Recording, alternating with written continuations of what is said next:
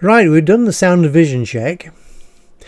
We're still on stories from 45 Woodside, Boston, in the 1960s, when Ruth and I went to live there when the estate was being built. And 45 Woodside was our first house.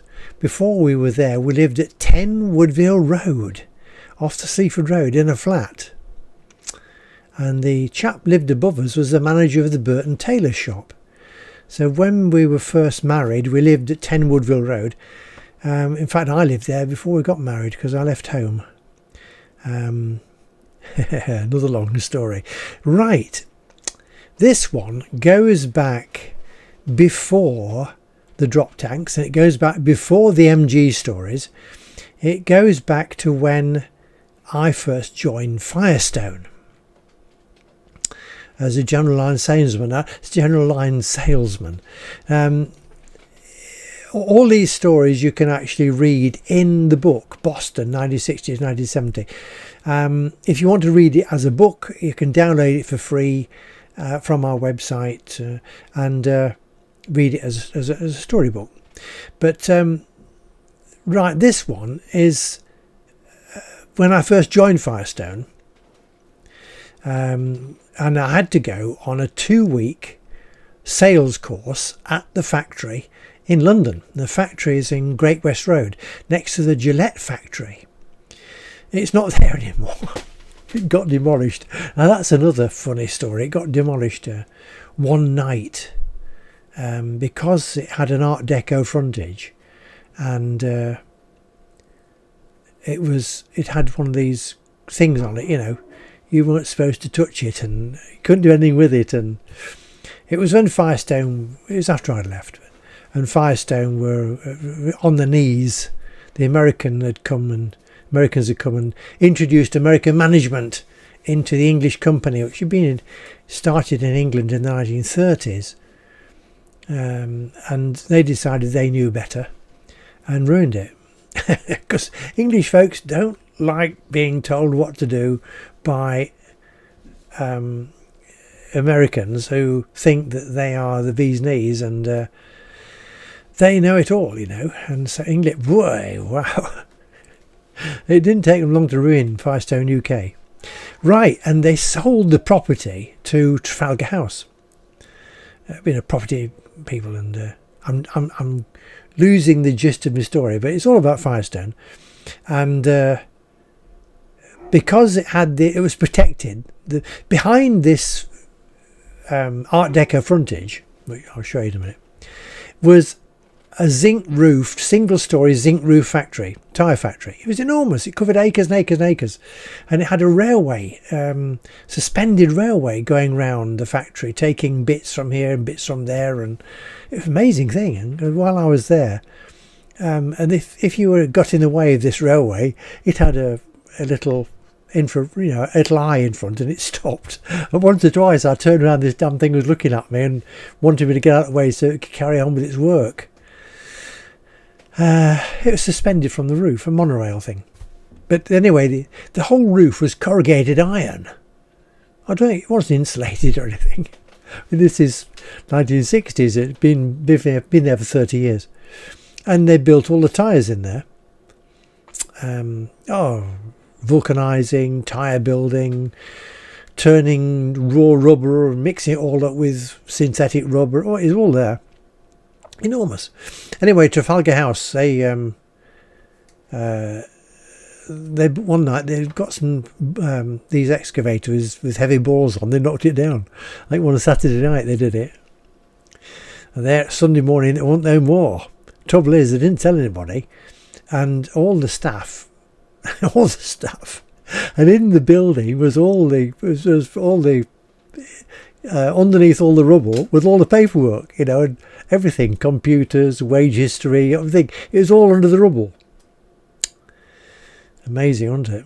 Oh, and they had another factory at Wrexham, a brand new one. I think they probably sold that. It was probably worth too much to knock it down. Right, back to this story. Okay, I joined Firestone and I had to go for a 2-week training course to London. I got no car.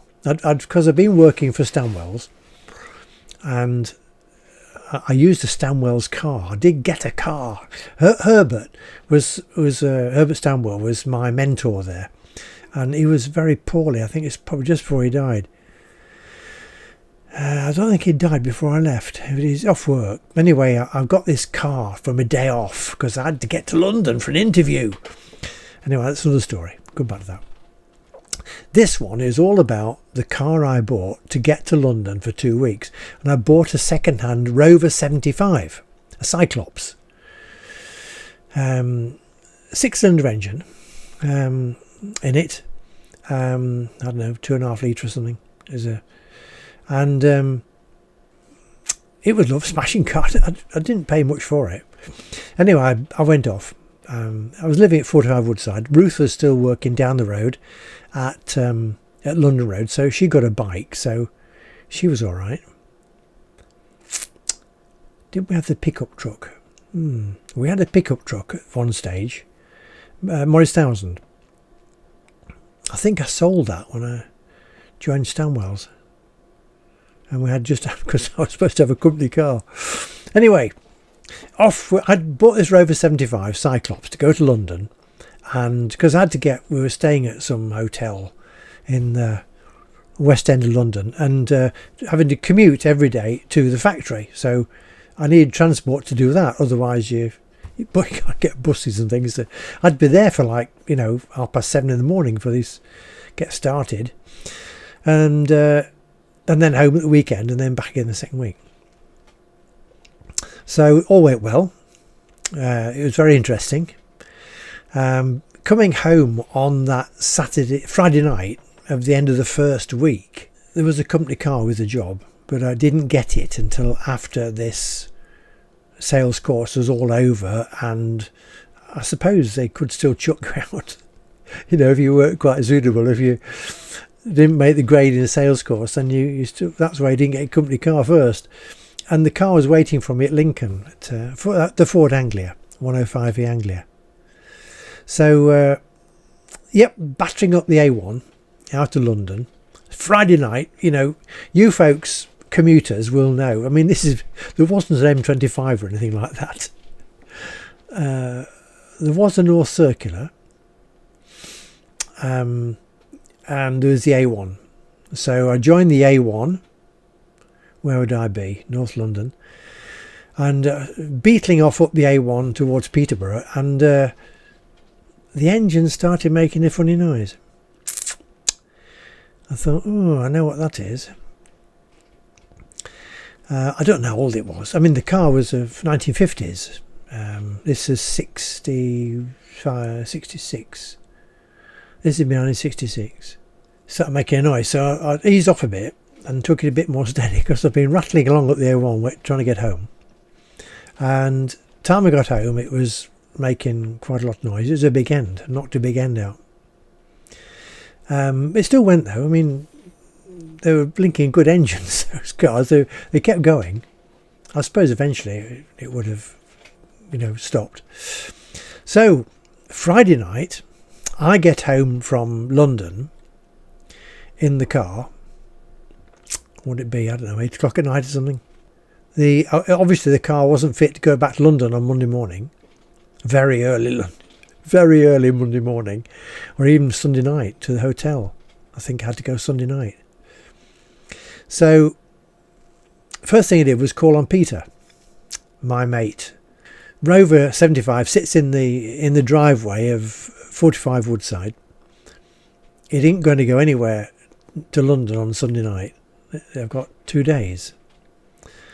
Peter, fortunately, was weekend off. Whew, thank goodness for that. He was weekend off, so he wasn't working at weekend. So we had a plan a campaign. Saturday morning, we rang Roger Windley's. It's a scrapyard at Woodhall Spa. We needed an engine for a Rover. Rover 75, 90. I wasn't really bothered. We needed an engine to fit a big Rover. A 6-cylinder Rover engine, and they got one out of a Rover 90. So okay, right, we said that was Saturday morning. I said, right, well, we'll come and get it. So Peter had a Morris 1000 Traveller, you know, Morris with the nice wooden backs and everything.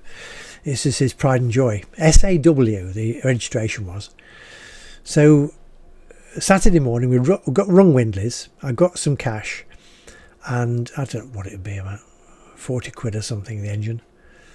Maybe a bit less.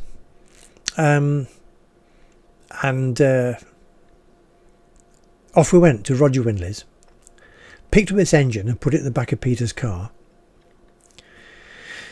You know, duly protected with cardboard, prevent the oil pouring everywhere. And then how the hell are we going to change this engine? So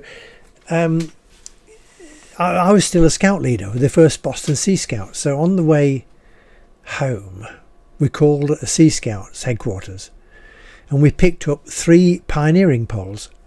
They would be about 25 foot long, something like that.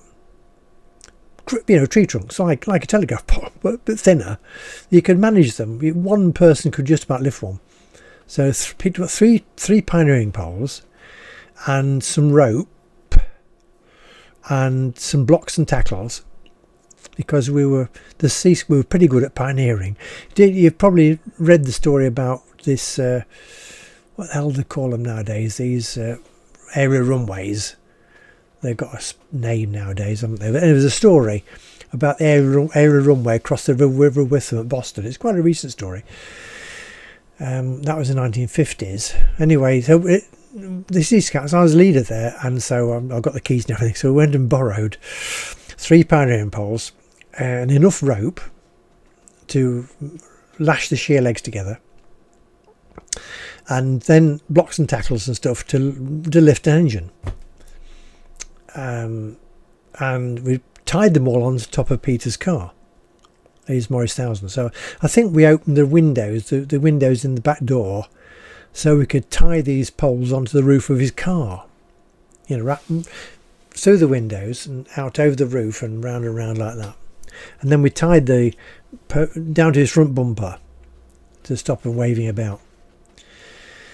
And off we went back to 45 Woodside. This is, by that time it would be just after dinner, I think, Saturday. And we set to, got the bonnet off the Rover 75, and we erected the shear legs over the car at the front. And I'll try and do a drawing of these things, or show you shear legs, pioneering shear legs.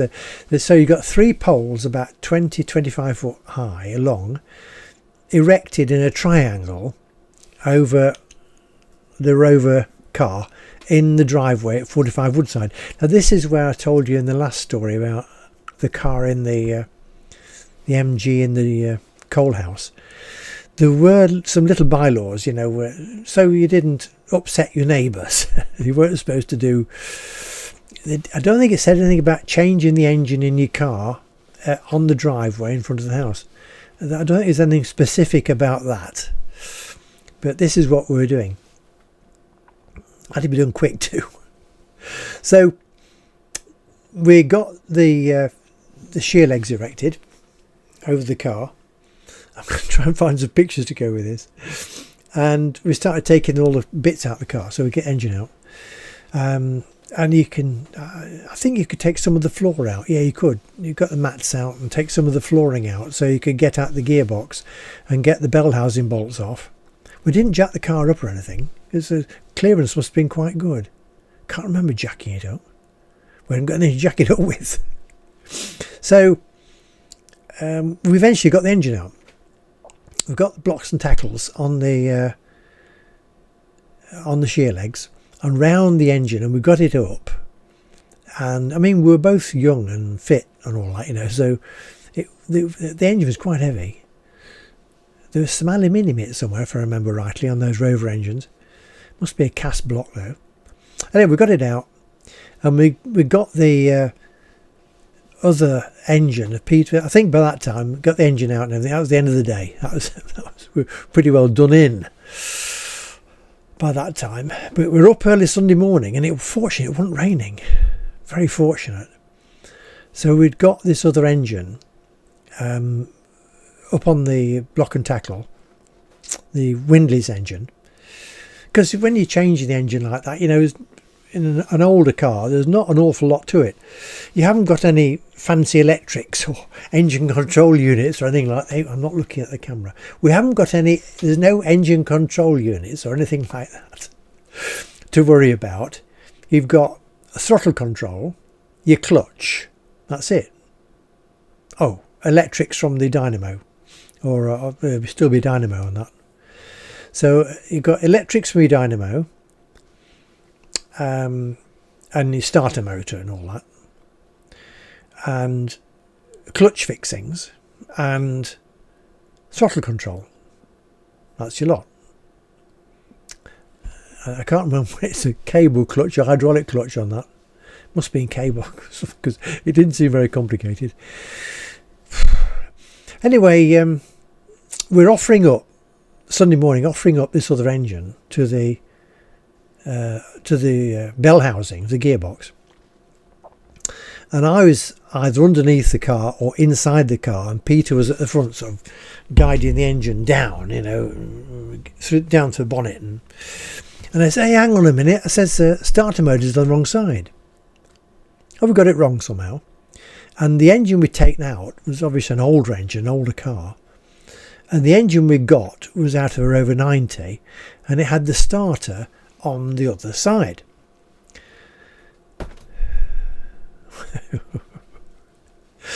So, so the bell housing on the gearbox that we'd got in the car, we should have had a new other bell housing, I suppose, you see. So if we'd known from Windley's. Anyway, we didn't.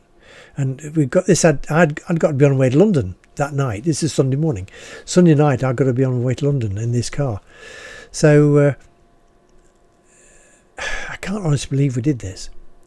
We got electric drill and drill bits and stuff, and we marked out.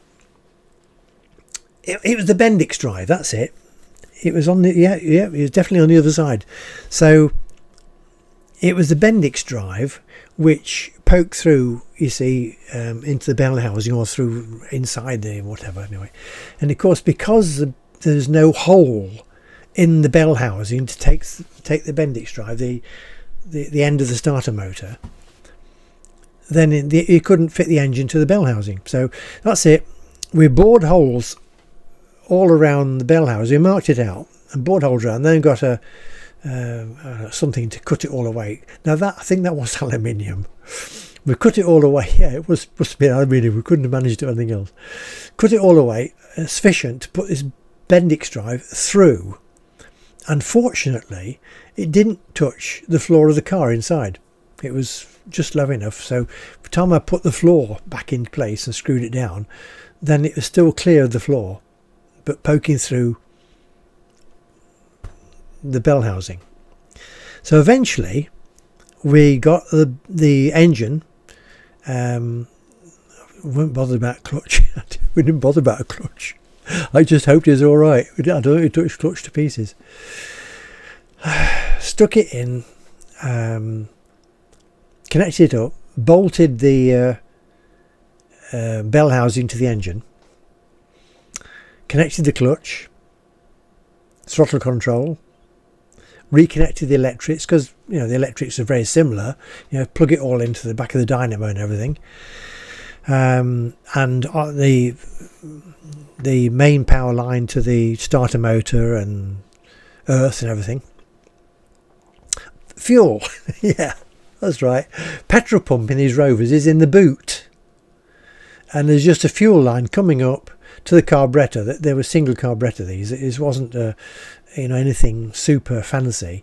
It was a single carburettor, and I think the carburettor's on the same side, fortunately. Exhaust, that was on the same side. I mean, the exhaust fitted no problem. I was lucky, wasn't it?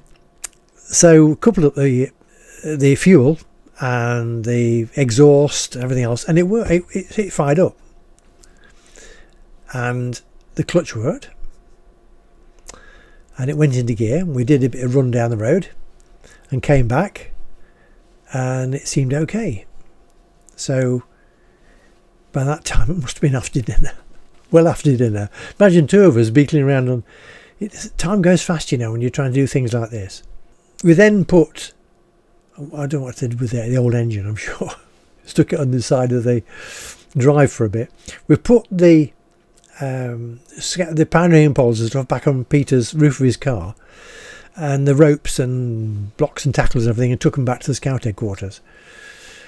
And then sigh of relief, relaxation for an hour or two, and thanks ever so much, Peter. Unfortunately, Peter died when he was quite young. He was an amazing chap, very, very clever nurse. Became very senior nurse. He commissioned the new hospital on the side of the M4 near Swindon. Commissioning means he is given an empty building and he gets everything that's needed to make it into a hospital. And he's the man responsible for filling it with everything it needs to make it work. Everything. And he did that.